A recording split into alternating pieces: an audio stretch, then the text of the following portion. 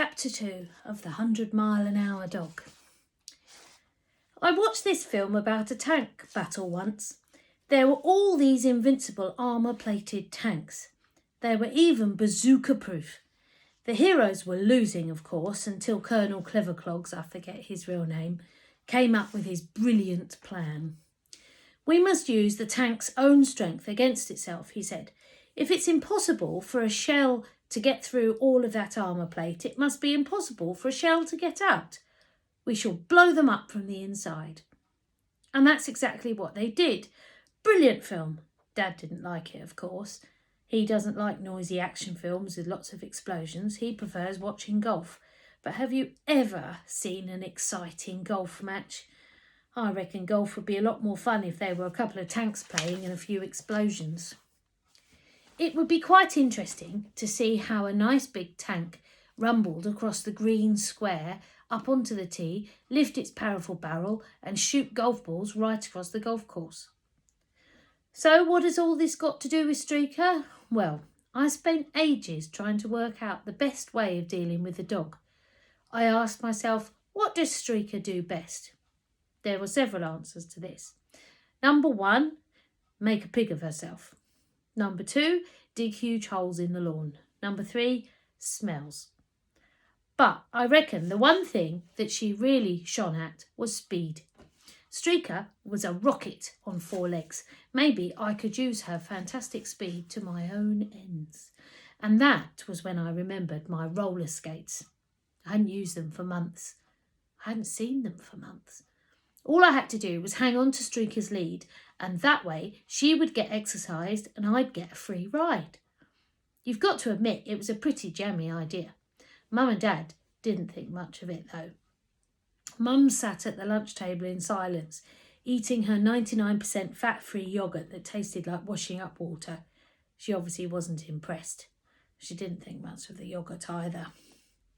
I know your clever ideas, Trevor, said Dad. They never work. Yes, they do, I protested. Look what happened when you tried to build an assault course in your bedroom. Parents have this amazing way of bringing your most spectacular failures into general conversation, don't they? I can feel myself turning bright red. That wasn't my fault. I didn't know that fixing a squiddly bit of rope to the ceiling would bring all the plaster down. Dad grunted and Mum pushed the remains of her yoghurt across the table. Would you like to finish it for me? She said. Why do you keep trying to poison me? I wanted to know. Mum gave me a wan smile and chewed the end of a celery stick. I was determined to prove them wrong. I launched a major expeditionary search into the bowels of my wardrobe and eventually managed to find both roller skates. I spun the wheels and they gave off a very satisfying whoosh. How could this plan fail? I kept Streaker tied to the gatepost while I put on my roller skates. Then I carefully unwound the lead from the gate, wrapped it around one wrist and crouched low behind her. Okay, Streaker, lift off. She hardly needed any encouragement. Her front paws churned away just like they do in cartoons, and we were off, with Streaker's ears streaming out behind her like jet trails. I was amazed by her strength and speed. Even pulling me didn't prevent her from quickly reaching something that felt like Mach 1. Her legs pounded the pavement and she barked happily as we flew along. I loved it. She loved it. I simply held on to the lead and felt the wind racing through my hair. We skidded around the corner in great style and Streaker headed up the main road towards the street market. I reckoned it was time to slow down a bit, but of course I didn't have any brakes, and neither did the dog. Anyhow, by this time Streaker had switched to turbo boost and there was no stopping her. We hit the market at maximum speed, scattering shoppers in every direction. I held on for dear life as we zigzagged through the startled crowd, careering wildly from one side to the other. It was all I could do to stay upright. Streaker suddenly swerved violently to one side to avoid a mesmerised old lady. I had to fling out one arm as a counterbalance and somehow I managed to get her handbag stuck on it. "Help! I've been robbed! Stop that boy! He's taken my bag!" In no time at all, the whole market seemed to be after me, but there was no way I could stop and explain. Streaker was really enjoying herself. There's nothing she likes more than a good chase. She doesn't even care if she's chasing or being chased. We went screaming round corners so fast that my skates started to smoke.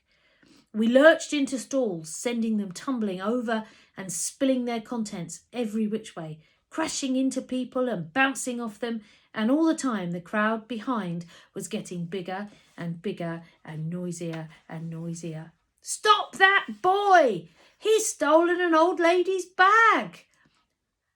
Get the bag snatcher!" Streaker whizzed around the next corner so fast that she rolled over and over, and of course I just carried on straight away and smashed headlong into a rack of dresses.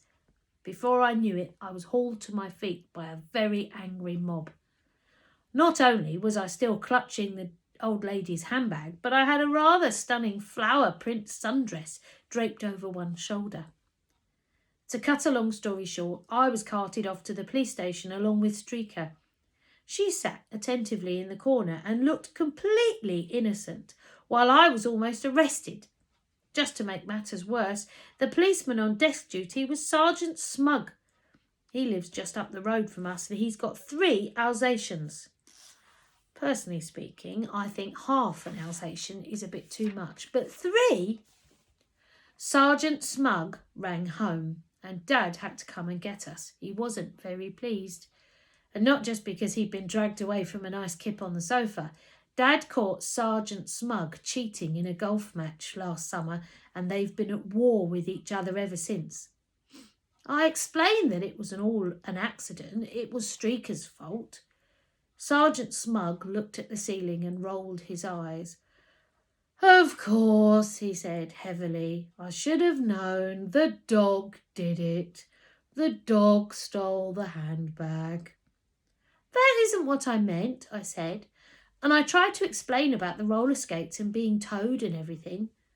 Sgt Smug started laughing silently. You know, the sort of ha ha ha, do you really expect me to believe that kind of laugh. Dad was getting more and more annoyed at having his time wasted. "It's quite obvious that Trevor is telling the truth, Mr. Smug," he snapped. "He's hardly likely to make up such a story. It was the dog's fault. She's like it all the time." The policeman looked across at Streaker, who was still sitting there like an angel. "Sergeant Smug, if you don't mind, not Mr., he insisted, "and you can hardly blame the poor dog for this." At this point, the poor dog suddenly came to life. Streaker leapt up, raced across the room, launched herself across the sergeant's desk, scattering everything on it to the 4 winds, and threw herself cheerfully into Dad's lap, despite the fact that he was standing up. They both fell in a heap on the floor, and Streaker proceeded to give Dad's ears a good clean out. "What did she do that for?" demanded Sergeant Smug. "No idea at all," Dad answered from floor level. "I told you she's like this all the time." Sergeant Smug frowned and shook his head. "Your dog's loopy. She needs to see a dog psychiatrist." And he let us go home. I won't bore you with all the things Dad said on the way back, but most of them carried threats of instant death. So my first plan had proved spectacularly unsuccessful. Maybe it was time to call in reinforcements. I decided to go and see my best friend, Tina. See you tomorrow.